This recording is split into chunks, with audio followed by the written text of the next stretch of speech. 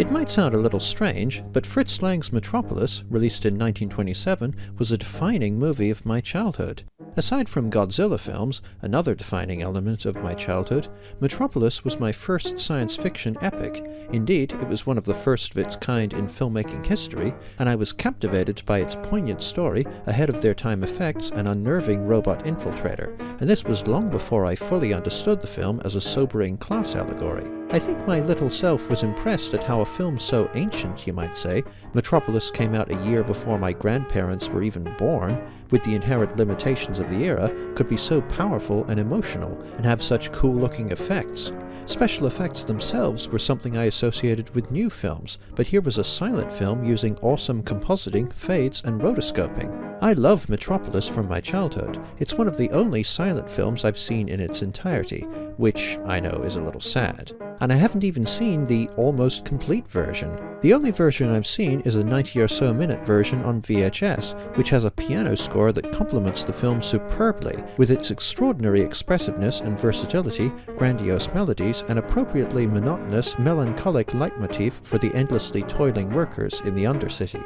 I love Metropolis, but Lang's M, released in 1931, may be one of the best films I've ever seen. A serial killer preying on young children stalks the streets of Berlin, and both the police and the criminal underground resolve to capture him. M is a film from when talkies, or films with sound, were in their infancy, with sound films only becoming commonplace in 1929, and in M, Lang demonstrates remarkable command of both visual and the new audio language to craft a compelling and hard-hitting experience. The chilling opening succinctly establishes the threat of the serial killer upon the local community. Right off the bat, the film employs a technique that would have been impossible in the silent era. A girl leads an elimination game with a bunch of children in the street, singing a morbid song about the serial killer. Presenting the lyrics as a title card would have had a foreboding effect, but having it as a children's rhyme that you hear is infinitely more unnerving. This vocal sense of innocence processing a grave threat as a game unbalances your perceptions, almost lulling you into a false sense of security, and renders your shock even greater when the serial killer finally strikes. This is in the realm of the visual, but I must say that I love this shot. We don't know who the serial killer is or what he looks like at this point, so his shadow upon a wanted poster describing his exploits makes it look like he's manifesting out of the fear and paranoia the community feels towards him. The following stretch of the film is a fascinating tapestry of slick editing and diverse motivations. With sound in movies, directors could paradoxically slow things down, as actors no longer had to move quickly and theatrically, and dramatically increase the information delivered to us via speech, music, and sound effects. A heated sparring match via telephone between the police inspector and a newspaper editor seamlessly incorporates flashbacks depicting the investigation measures he's describing, and sound adds context and punch to an argument between two witnesses.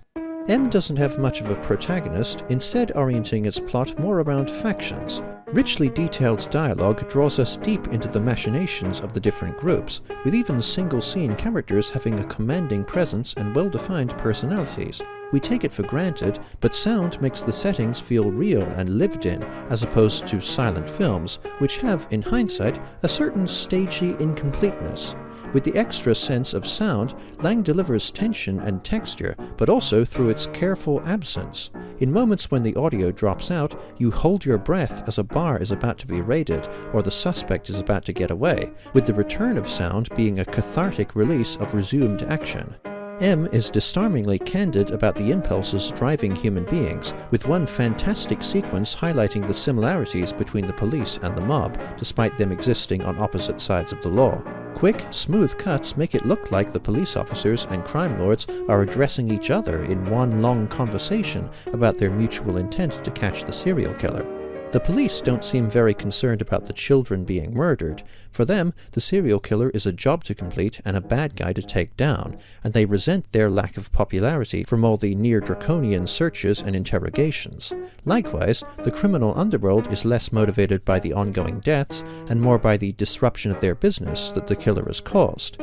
Sound provides filmmakers with another way to make us fear the unseen. Silent films could, of course, make us aware and wary of something outside of the frame, but in M, seemingly innocuous whistling, a telltale sign of the killer's presence, can send shivers down your spine. The first half of the film is a complex web of intrigue and interconnected motivations from the perspective of the hunters, but the second half is a suspenseful cat-and-mouse game focused on the hunted, Mr. Beckert, Peter Lorre. As beggars stalk Beckert and then mobsters scramble to catch him in an office building, we hope they capture him and bring him to justice, but we also feel a strange sympathy for Beckert, this wide-eyed, pathetic creature cowering in the dark. The kangaroo court climax, in which Beckert fruitlessly pleads for mercy before much of the community, powerfully illuminates the nuances in people and dispels any notion of people as purely good or bad. M shows that moral righteousness can be bloodthirsty and wielded by hypocrites, as the leader of the court himself is wanted for 3 murders, and a monster like Beckert, while undoubtedly dangerous and who should arguably be locked up or executed, can be intensely remorseful and psychologically sick, and thus not entirely responsible for his actions.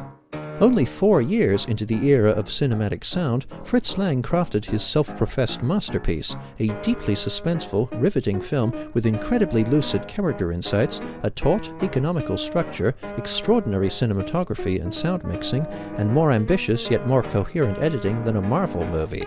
M earns 5 stars out of 5. Thank you so much for watching. I'm sorry I haven't uploaded in a long time, but I've been very busy with my weekly film review column for the local paper and with trying to sell and promote Trans-Sentient, my new book.